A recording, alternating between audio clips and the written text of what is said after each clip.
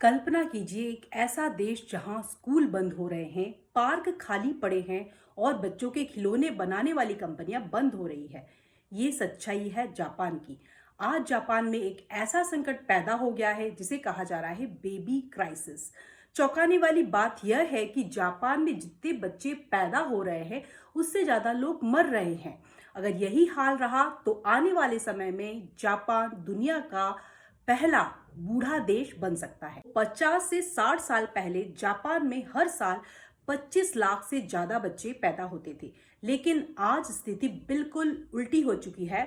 2025 में जापान में सिर्फ लगभग 7 लाख बच्चे पैदा हुए हैं, जबकि 16 लाख लोगों की मौत हो गई है। मतलब ये है कि 2 लोग मर रहे हैं और सिर्फ एक बच्चा पैदा हो रहा है।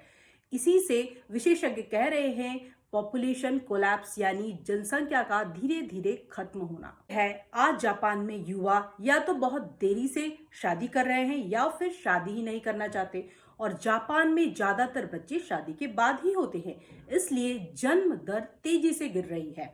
दूसरा कारण है काम का बहुत ज्यादा दबाव। जापान में काम करने का तरीका जो है वो बहुत ही कठिन है। कई लोग रोज 10 से 12 घंटे काम करते हैं। ऐसी जिंदगी में परिवार के लिए समय ही नहीं होता उनके पास में। बच्चों की जिम्मेदारी उठाना बहुत मुश्किल होता है, इसलिए लोग बच्चे नहीं चाहते। और जापान में घर महंगे हैं, पढ़ाई महंगी है, बच्चों की देखभाल करना भी बहुत महंगा है। इसीलिए बहुत से कपल सोचते हैं बच्चा न हो तो बेहतर है। महिलाएं भी अपना अब कैरियर चुन रही है।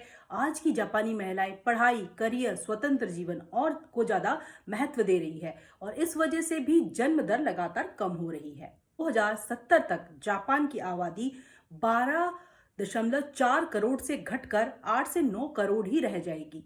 और सबसे बड़ी समस्या यह है कि लगभग 40% आबादी जो है वो 65 साल से ज्यादा उम्र की होगी, यानी कि बुजुर्ग ज्यादा होंगे और बच्चे बहुत कम होंगे। अगर ऐसा ही चलता रहा तो स्कूल, गांव और शहर खाली हो सकते हैं। दोस्तों, इसका असर बहुत ही खतरनाक हो सकता है, क्योंकि काम करने वाले लोग कम हो जाएंगे, अर्थव्यवस्था कमजोर हो जाएगी, पेंशन सिस्टम पर बहुत भारी बोझ पड़ेगा। तो यानी एक विकसित देश भी जनसंख्या की कमी से संकट में आ सकता है। जापान की सरकार इस समस्या को रोकने के लिए कई कदम उठा रही है, जैसे कि बच्चों के लिए आर्थिक सहायता, मुफ्त चाइल्ड केयर, माता पिता को लंबी छुट्टी पर भेज रही है, और शादी के लिए एआई मैच मेकिंग इसकी व्यवस्था कर रही है। लेकिन अभी तक इसका बड़ा असर देखने को नहीं मिल रहा। आज ये संकट जापान में है, लेकिन विशेषज्ञ कहते हैं भविष्य में चीन, दक्षिण कोरिया, यूरोप और शायद भारत भी इस समस्या को सामना कर सकता है।